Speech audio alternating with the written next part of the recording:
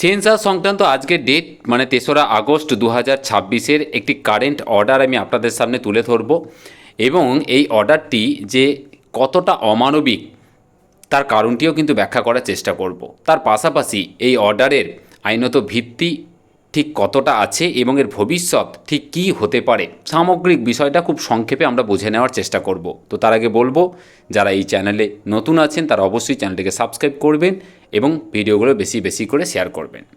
দেখুন, প্রথমে আমরা অর্ডারটা দেখে নিই যে অর্ডারটি কোথায় থেকে জারি করা হয়েছে, কী অর্ডারে বলা আছে, তারপর তার আইনত ভিত্তি এবং ভবিষ্যৎ নিয়ে কিন্তু আমরা ছোট করে বুঝে নেওয়ার চেষ্টা করব। তো অর্ডারটি কিন্তু জারি করা হয়েছে গভর্নমেন্ট অফ ওয়েস্ট বেঙ্গলের স্কুল এডুকেশন ডিরেক্টরেটের তরফ থেকে। তারিখ দেখুন 3 আগস্ট 2026, মেমো নাম্বারটি এখানে উল্লেখ করা আছে। কে করেছে না the joint director of school education West বেঙ্গলের তরফ থেকে জারি করা হয়েছে।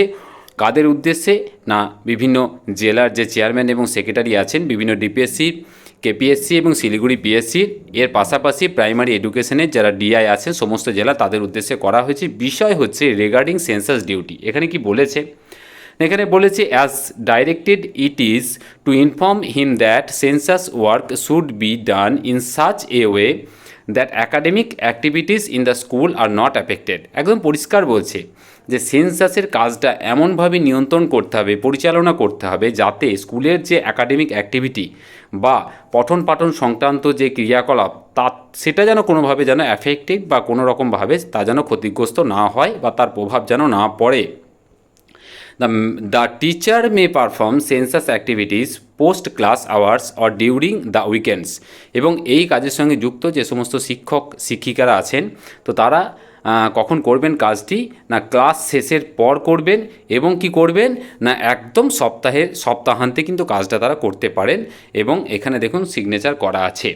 তো বিষয়টা কি না আমরা প্রত্যেকেই জানি যে বিভিন্ন স্কুলের বিশেষত প্রাথমিক স্কুলের যে সমস্ত শিক্ষক শিক্ষিকারা আছেন তারা কিন্তু সেন্সাসের কাজের জন্য নিযুক্ত হয়েছেন এবং হাই স্কুলের যে সমস্ত শিক্ষক শিক্ষিকারা আছেন তো তারা কিন্তু সুপারভাইজার থেকে শুরু করে এনিমেটর পদে কিন্তু নিযুক্ত হয়েছেন। এক একটি স্কুলের অবস্থা তো আরও শোচনীয়, সেখানে অধিকাংশ শিক্ষক শিক্ষিকাই কিন্তু এই কাজের জন্য যে অ্যাপয়েন্টমেন্ট লেটার সেটা কিন্তু পেয়েছেন এবং ট্রেনিং হয়ে গেছে, কাজে তারা ইনভলভ হয়েও গেছেন।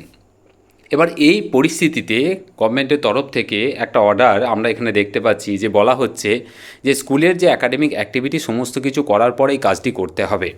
দেখুন, এই কাজটি কতটা কঠিন কতটি সহজ সেটা আপনারা প্রত্যেকেই জানেন, এটা বলার আর কিছু অপেক্ষা রাখে না। তো তারপরে এই সংক্রান্ত একটি নতুন অর্ডার এসছে।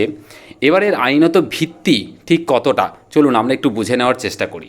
দেখুন, আমি এখন আপনাদের সামনে একদম সরাসরি 1948-এর যে ভারতের জনগণনা আইন সেটিকে তুলে ধরার চেষ্টা করছি। আমি একদম সরাসরি কিন্তু তুলে ধরছি।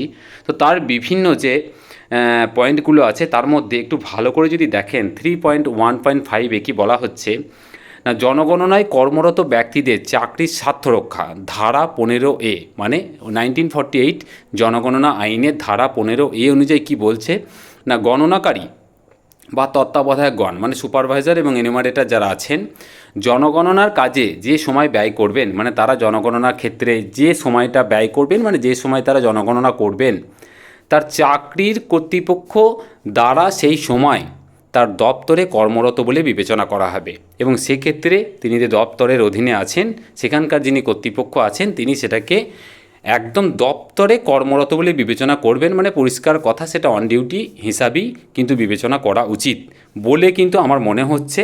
তো আপনাদের কি মনে হচ্ছে অবশ্যই আপনারা জানাবেন। তো এই যদি আইন এবং সেই আইনের প্রভিশনে যদি এরকম উল্লেখ করা থাকে তারপরে আমরা দেখতে পাচ্ছি যে এরকম একটা অর্ডার হয়েছে। তো চারিদিকের কাজ সামলে অন ডিউটি ছাড়া কতটা পরিমাণ এই কাজে সফলতা পাওয়া যেতে পারে সেটা আপনারা অবশ্যই কমেন্ট করে জানাবেন। আমি জাস্ট অর্ডারটি এবং তার পাশাপাশি এর আইনত ভিত্তিটা আমি তুলে ধরার চেষ্টা করলাম। আগামী দিনে এই অর্ডারের ভবিষ্যৎ কি হবে সেটি তো সময়ই বলবে। তো বাকি আপনাদের যে নিজস্ব যে মতামত সেই মতামতগুলি অবশ্যই কিন্তু কমেন্টে জানাবেন। আপনারা কি মনে করছেন আপনাদের মূল্যবান মতামত কিন্তু শেয়ার করবেন। তো এটুকুই ছিল, আবার পরবর্তী আপডেট অবশ্যই আপনাদের সামনে হাজির করব। খুব ভালো থাকবেন।